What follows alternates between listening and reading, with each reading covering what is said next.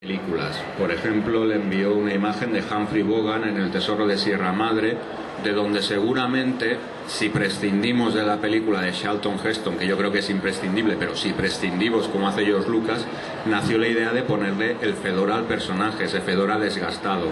Y también le envió imágenes de los seriales del zorro, como podría ser este del zorro cabalga de nuevo o el hijo del zorro, en los que aparece el protagonista utilizando la arma que define al personaje, que es el látigo. Sí que utiliza pistola, y 2 o 3 escenas míticas de la saga tienen referencia a la pistola, pero con lo que más soltura se mueve Indiana Jones es con el látigo. Entonces, cuando se reunieron para que captara la esencia de lo que sería el personaje, le dijo que lo que sería es una película repleta de situaciones peligrosas en que el personaje tendría que salir de ellas. Sería como esos seriales de 12 capítulos condensados en una película, para que se hiciera una idea de lo que iba a ser. Y estas son las anotaciones. Aquí tenemos una caricatura de George Lucas, contextualmente lo que le dijo a Steranko para las ilustraciones y el resultado. ¿Cuál fue? Estas son las ilustraciones que Steranko hizo para moverlas por las productoras. La anotación que le dio para esta es que debería estar en el interior de un templo de aspecto inca, con serpientes en el suelo y arañas en las paredes. Nuestro héroe debería vestir pantalones de color caqui, un cinturón con cartuchera, chaqueta de cuero marrón como una que llevo yo, sombrero de fieltro con el ala doblada, tendrá un látigo sujeto por detrás a su cinturón. Como vemos, estas imágenes son básicamente ya el aspecto definitivo que tendrá el personaje. Hicieron 4. Esta fue la segunda.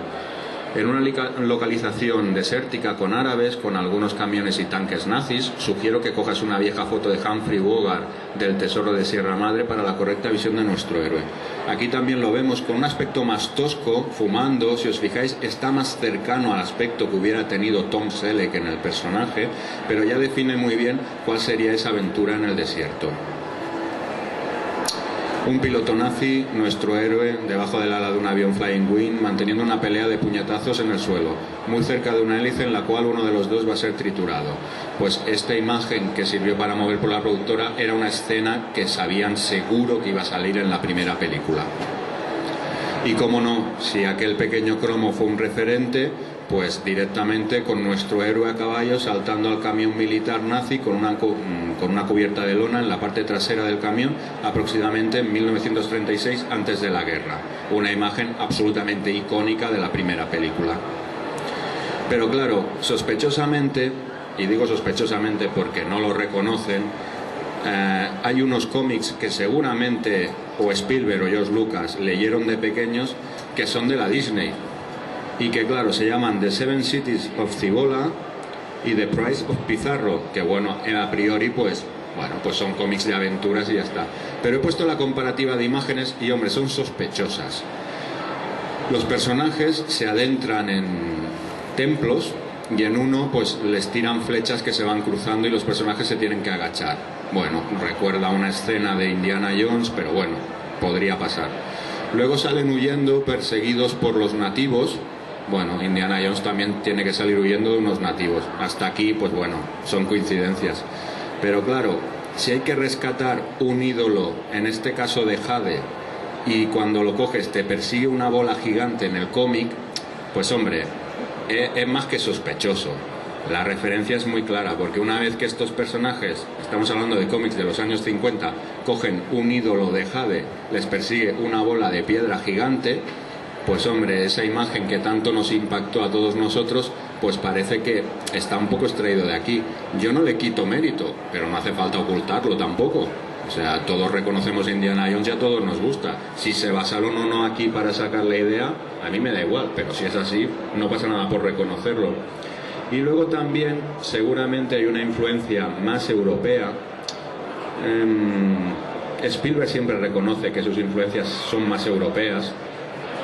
Hay unos personajes de un cómic francés de la época de Tintín, que seguramente Tintín ya lo conocía Spielberg y por eso ha hecho ahora la película, que es el misterio de la pirámide de Black and Mortimer, donde vemos a un personaje que va absolutamente vestido igual que Indiana Jones y con látigo. O sea, seguramente este cómic también lo conocían, porque es que además se meten en una pirámide para desentrañar una serie de misterios. Y hombre, es un cómic del año 46. O sea, llegar a la misma conclusión es un poco sospechoso. De hecho, hay una película que se llama El hombre de Río, protagonizada por Jean-Paul Belmondo, y que Steven Spielberg reconoció que había sido una influencia para las escenas de En busca del arca perdida, porque es una película que es un remake encubierto de las aventuras de Tintín.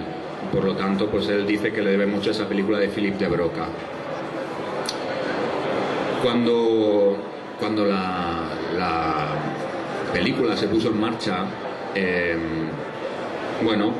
George Lucas, que siempre ha sido muy hábil con esto del merchandising, ofreció la adaptación y las posibles continuaciones de aventuras de los cómics a Marvel, porque era la que había hecho las adaptaciones de Star Wars.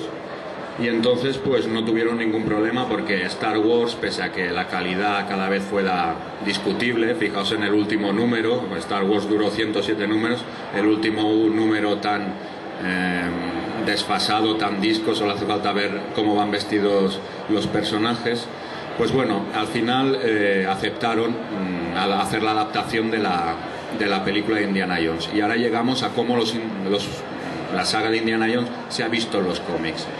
Lo primero que se hizo fue adaptar En busca del arca perdida, con un guión de Walt Simonson y con John Buscema a los lápices, con Klaus Jansson, que eran pesos pesados de la época. Por lo tanto, Marvel le dio cierto caché a esa adaptación de este nuevo personaje. También se hizo un retapado, y aquí lo publicó Ediciones Recreativas en su número 2, cogiendo toda la saga, toda la adaptación que había hecho Marvel en sus cuadernillos, en sus comic books. Así, en 1983 se inició la serie propia de Indiana Jones, y además pusieron al dibujante top de aquel momento, a John Byrne. Se encargó de los 2 primeros números, pero ya no tuvo continuidad. Fue un trabajo de encargo, un trabajo rápido, donde no demostró toda la habilidad que tenía, pero era para captar al público potencial. La serie, la verdad es que a trancas y barrancas llegó a los 30 y pocos números, porque pese a que se volcaron y pusieron a lo mejor que tenían, aquí he puesto unos cuantos números, aparte de John Byrne, a Denny O'Neil, a Walt Simonson, a Archie Goodwin, a David Michelin, incluso Steve Ditko dibujó algunos números. Ditko es el creador, el dibujante de Spider-Man. La verdad es que la serie cada vez iba peor. La verdad es que languideció bastante hasta que finalmente la cancelaron. Aquí fue publicada por Forum, con estas maneras de publicar tan peculiares que tenían Forum, de número y medio, y bueno, pues también al final sí que se publicó todo lo que había. Los 26 ejemplares se publicaron en apenas 30 números, y aquí os he puesto la primera portada y la primera viñeta dibujada por John Byrne de estas nuevas aventuras de Indiana Jones. Como curiosidad, deciros que los números 11 y 12 USA, Indiana Jones visitó Barcelona, una Barcelona, como podéis ver aquí en la primera viñeta, que se ajusta mucho a la realidad. Allá siempre van los burros por la calle y parece un pueblo. Evidentemente, si es un cómic que pasa en Barcelona, nuestro personaje tiene que acabar en una plaza de toros, como no, es nuestro referente, y el personaje acaba en el número 11 en una plaza de toros. Y como Barcelona es una ciudad pequeña, pues se encuentra directamente con la protagonista de la primera película. Va paseando por la calle y se la encuentra. Lo he puesto como curiosidad. En este cómic está buscando el 4º clavo de la crucifixión de Cristo. Como no podía ser de otra manera, las 2 películas siguientes, El Templo Maldito y La Última Cruzada, tuvieron también sus versiones en cómic. Aquí lo he puesto como curiosidad. Forum publicó El Templo Maldito, pero lo publicó en blanco y negro. Pese a que el original era en color, una cuestión que nadie me ha sabido contestar, y que es que yo creo que ni ellos saben el porqué. Pero aquí la edición, los cómics que se publicaron dentro de la colección de novelas gráficas del 89, está en un blanco y negro inexplicable. Bueno, el personaje ya hemos visto que languidece en Marvel, y al final es Dark Horse la que se hace con la licencia.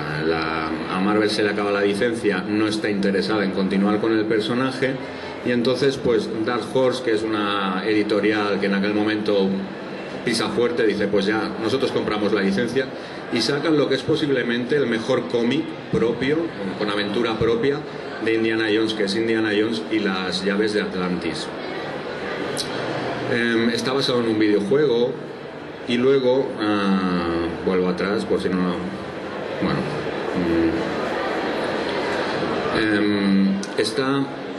este cómic es de Dan Barry, que fue el continuador de las aventuras de Flash Gordon cuando Alex Raymond murió, y está considerado la mejor adaptación de una aventura propia de Indiana Jones. Muchos dicen que este videojuego o este cómic tenía que ser el guión de la cuarta película, que en su momento no llegó, aunque sí que tenemos una discutida y discutible cuarta película recientemente. El éxito que obtuvo ese cómic propio hizo que Dark Horse se animara y sacaron toda una serie de miniseries conclusivas en los 90. Sacaron 7 series limitadas, que aquí os he puesto todas las portadas, y que bueno, más o menos tuvieron éxito, pero que no se pudo acercar al que habían obtenido con las llaves de Atlantis. Aquí tenéis pues todo lo que se publicó, pero como cada vez las ventas eran más bajas, en el año 96 Dark Horse decidió que Indiana Jones ya no lo iban a utilizar más en sus series. Con el estreno del serial del joven Indiana Jones, Dark Horse, que tenía la licencia, fue la que se encargó de adaptar aquellos capítulos para el formato cómic. Hizo una miniserie de 12 números donde el propio Dan Barry, el impulsor de ese primer cómic que animó tanto a Dark Horse de las llaves de Atlantis, hizo un buen trabajo, pero que no acabó de cuajar entre el público, al igual que no acabó de cuajar la serie. Pero son unos cómics que verdaderamente son rescatables porque tienen bastante valor gráfico y los guiones están muy bien. Norma Editorial fue la encargada de publicar aquí en España esos cómics de Dark Horse. Norma Editorial, una editorial también joven que se hizo con los derechos de Indiana Jones de Dark Horse, y publicó en un especial Super Indiana Jones las llaves de Atlantis, y también publicó como serie limitada los 12 números del joven Indiana Jones. De una forma muy curiosa o muy rara, la editorial Bagheera, francesa, consiguió la licencia de publicar 3 álbumes de tapa dura sobre Indiana Jones, que algunos de ellos se distribuían gratuitos en las estaciones de servicio Shell. Y digo que es muy curioso porque si algo cuida la factoría Lucas es la calidad de sus productos, y como podemos ver aquí, hombre, el dibujo no es lo más fuerte que tienen estos cómics, pero supongo que una cuestión monetaria hizo que al final pudieran publicarlos. Con el estreno de la película en 2008 se han rescatado todos esos cómics en este formato nuevo que es el Omnibus, de retapado de series antiguas, en mejor papel pero en formato más pequeño, y como no podía ser de otra manera, Dark Horse ha recuperado incluso la saga Marvel y ha hecho estos Omnibus retapados con todo el material hasta el momento existente de Indiana Jones. Aquí Norma Editorial ha empezado a publicarlos, pero aún no los ha publicado todos porque seguramente que las expectativas en sus ventas no han sido las que esperábamos. Con la aparición de la nueva película de Indiana Jones, El reino de la calavera de cristal, como no podía ser de otra manera, se ha hecho una adaptación al cómic. Se hizo una adaptación al cómic bajo el más absoluto secretismo, una adaptación que es muy fiel a la película, con dibujos que parecen directamente calcados, por decirlo de alguna manera, de fotogramas del film. Y como no podía ser de otra manera, coincidiendo con el estreno de la película, fue Norma Editorial la que lo publicó aquí en España. Animados un poco por la aparición de la nueva película, pues han aparecido otras sagas del personaje. Aquí tenéis una portada de la revista Previews donde anunciaban el retorno a bombo y platillo de Indiana Jones, y han habido otras series como es esta de la tumba de los dioses, que bueno, han intentado poner otra vez en primera línea a Indiana Jones dentro del mundo de los cómics, intentando recuperar a público infantil, porque Indiana Jones es más bien de público adulto.